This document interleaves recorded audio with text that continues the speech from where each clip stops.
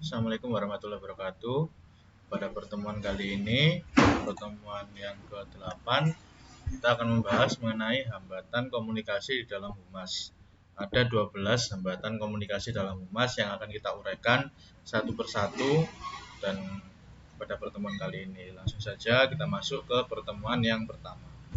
Yang pertama mengenai perbedaan persepsi atau difference in perception, yakni pengalaman kita di masa lalu seringkali menentukan bagaimana kita akan memberikan reaksi pada pesan komunikasi tertentu. Jadi pengalaman-pengalaman kita atau informasi yang sudah kita terima pada masa lalu itu akan mempengaruhi kita dalam menerima pesan yang diberikan, atau bagaimana cara kita bereaksi pada pesan komunikasi yang disampaikan pada waktu tertentu. Seperti itu. Kemudian komunikasi yang efektif tidak akan mungkin tercapai bila setiap orang yang terlibat dalam komunikasi mempersepsikan pesan komunikasi yang dilihat atau didengarnya secara berbeda. Jadi perbedaan persepsi itu tidak akan membuat komunikasi semakin efektif. Jadi harus ada persamaan persepsi dalam memudahkan kita mengatasi hambatan komunikasi di dalam hubungan masyarakat. Seperti itu. Kemudian yang kedua, kurang tidak adanya minat atau perhatian, atau lack absence of interest atau attention. yakni bila kurangnya perhatian terdapat pada orang-orang yang terlibat dalam proses komunikasi. Ada dua cara untuk menarik perhatian komunikan atau sasaran yang menerima komunikasi. Antara lain yang pertama yakni dengan menggunakan provokasi di awal komunikasi, dan yang kedua dengan cara membawakan pesan kita yang diposisikan bagi keuntungan bagi para pendengar. Jadi yang pertama yaitu memberikan provokasi terhadap pesan yang akan disampaikan pada awal komunikasi. Kemudian yang kedua yakni membawakan pesan yang kita posisikan bagi keuntungan para pendengar. Jadi adanya keuntungan yang kita sampaikan kepada para pendengar atau para komunikan dari pesan yang akan kita sampaikan, itu akan menarik perhatian atau mengatasi hambatan dari tidak adanya minat atau perhatian dari para komunikan atau sasaran hubungan masyarakat, sasaran komunikasi dalam hubungan masyarakat. Seperti itu. Yang ketiga, yakni kurangnya pengetahuan dasar atau lack of fundamental knowledge. Yang dimaksud dengan kurangnya pengetahuan dasar di sini adalah adanya kesenjangan pengetahuan antara komunikator dan komunikan. Komunikator kemarin kita mempelajari yakni orang yang menyampaikan pesan, dan komunikan adalah orang yang menerima pesan. Pengetahuan yang dimiliki seseorang sebagian besar adalah hasil dari pendidikannya. Ketika seseorang yang berpendidikan tinggi melakukan komunikasi dengan seseorang yang pendidikannya rendah, besar kemungkinan terjadi kesenjangan tersebut. Tidak adanya pengetahuan dasar yang sama di antara pihak-pihak yang melakukan komunikasi dapat menjadi hambatan komunikasi yang cukup serius. Jadi ketika kita menyampaikan informasi pada orang yang atau pada khalayak umum, gunakan bahasa yang mudah dipahami. Jangan terlalu ilmiah atau terlalu intelek bahasanya. Jadi pesan-pesan yang sederhana yang mudah dipahami akan mengurangi kesenjangan komunikasi antara si penerima informasi dan si pemberi informasi, atau antara komunikator dan komunikan. Selanjutnya yang keempat yakni emotion atau emosi. Pengertian emosi di sini bukanlah hanya sekedar marah, tapi segala macam kemungkinan perasaan yang ada pada manusia. Ini emosi di sini dipahami sebagai sebuah perasaan yang dialami oleh manusia. Bisa seperti marah, kecewa, sedih, senang, dan lain sebagainya.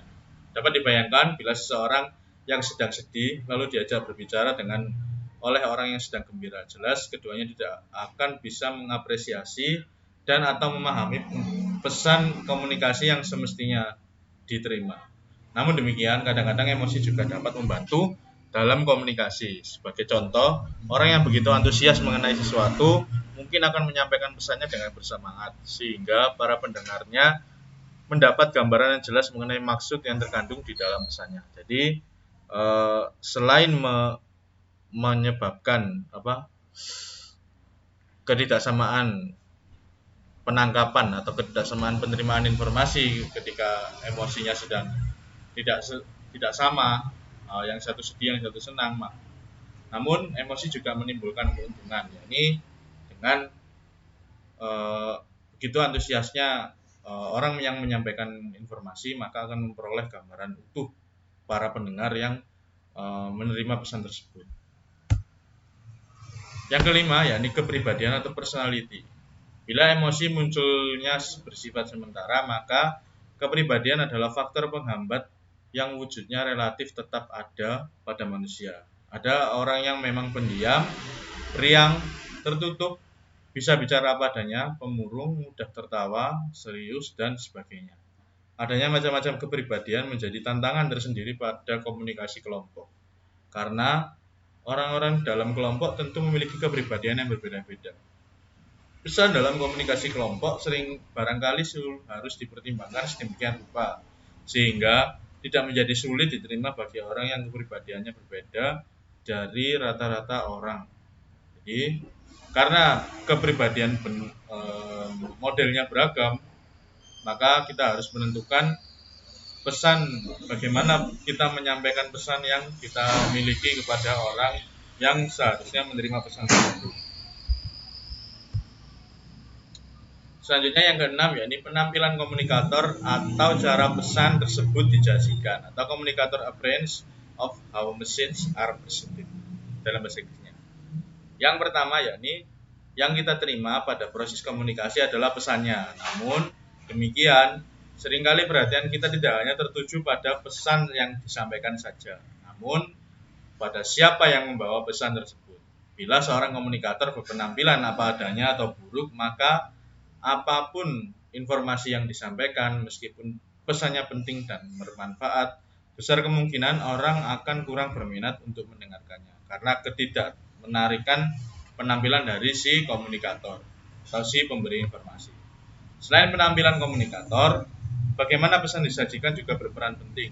Mungkin sebuah buku mengandung informasi yang sangat penting, namun bila sampul depannya tidak menarik, maka orang pun akan segan untuk membuka, apalagi untuk membacanya. Jadi analoginya seperti itu. Jadi cara pesan tersebut disampaikan maka akan mempengaruhi bagaimana orang menanggapi pesan tersebut. Hal yang sama pun berlaku pada bentuk yang lain seperti desain surat, pengumuman, pemilihan huruf, dan sebagainya. Jadi penampilan komunikator dan cara pesan disajikan cukup menjadi hambatan atau menjadi tantangan tersendiri yang harus diperhatikan dalam penyampaian komunikasi. Prasangka atau prejudis.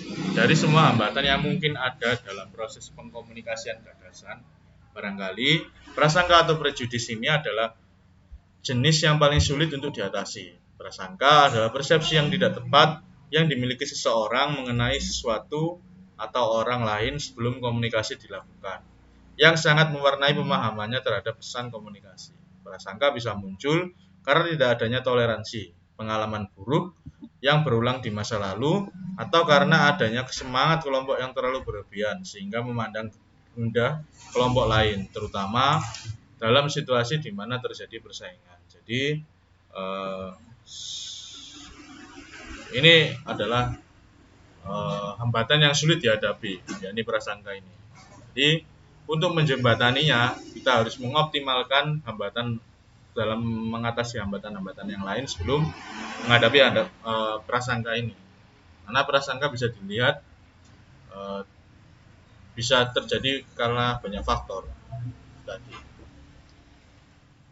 Selanjutnya, pengalih perhatian atau distraction. Faktor penghambat ini mengacu pada tempat dilakukannya komunikasi. Bila kita melakukan komunikasi di tempat yang bising atau di mana terdapat beraneka macam suara atau gangguan lainnya, dapatlah dipahami bahwa komunikan akan mudah teralih perhatiannya atau terdistrak, bahasa umumnya, dari upaya komunikasi yang sedang dilakukan. Penyusunan gagasan yang kurang baik atau proof drafting of ideas. Jadi penyusunan gagasan yang kurang baik ini juga menjadi hambatan komunikasi.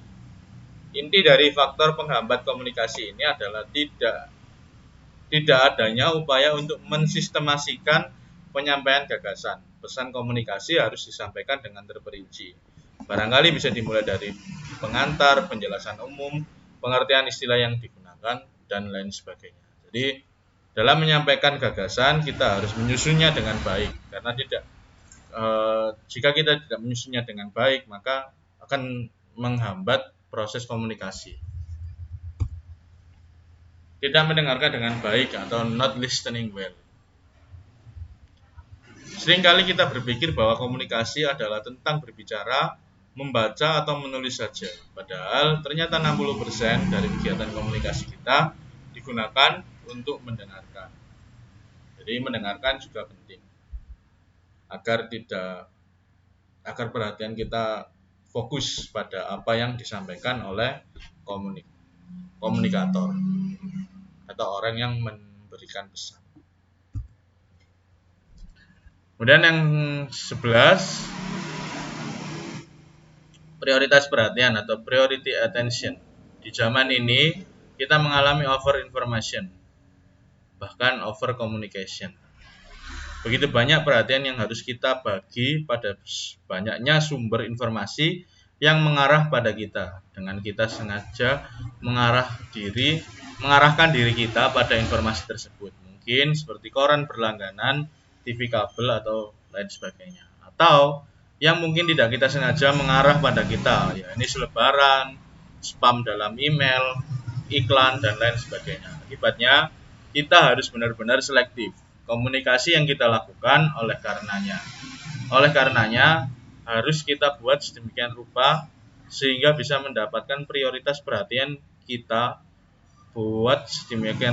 sehingga bisa mendapatkan prioritas perhatian daripada pendengar. Jadi kita harus memprioritaskan mana yang penting bagi kita sendiri. Karena terlalu banyaknya informasi yang masuk, terlalu banyaknya kegiatan komunikasi yang kita lakukan, jadi kita harus memprioritaskan perhatian untuk mengatasi hambatan dalam berkomunikasi. Nanti jatuhnya dari keadaan seperti ini akan terdistrak. Jadi kita tidak fokus pada apa yang kita bicarakan, karena kita berbicara dengan banyak orang di berbagai platform atau dari berbagai pesan pribadi. Seperti itu. Yang terakhir yakni bahasa atau language, yaitu fokus dari masalah yang ditimbulkan oleh bahasa sebagai faktor penghambat komunikasi adalah soal semantik. Semantik berkenaan dengan makna dari kata, frase, atau kalimat yang kita ucapkan. Masalah muncul karena orang bisa menafsirkan sebuah pernyataan yang sama secara berbeda-beda. Ini bisa dari penggunaan istilah, adanya konotasi tertentu yang berbeda dari sebuah kata, penggunaan idiom yang tidak tepat, pemilihan kata yang keliru untuk mengungkapkan maksud tertentu, atau bahkan penggunaan tingkat bahasa atau bahasa halus, kasar, umum. Biasanya terdapat di bahasa Jawa. Jadi itu 12 hambatan komunikasi di dalam humas. Apabila nanti ada yang perlu ditanyakan atau perlu kita bahas atau didiskusikan, silakan sampaikan di forum diskusi. Sekian yang dapat saya sampaikan pada pertemuan ke-8 kali ini. Kurang lebihnya mohon maaf. Saya tutup. Assalamualaikum warahmatullahi wabarakatuh.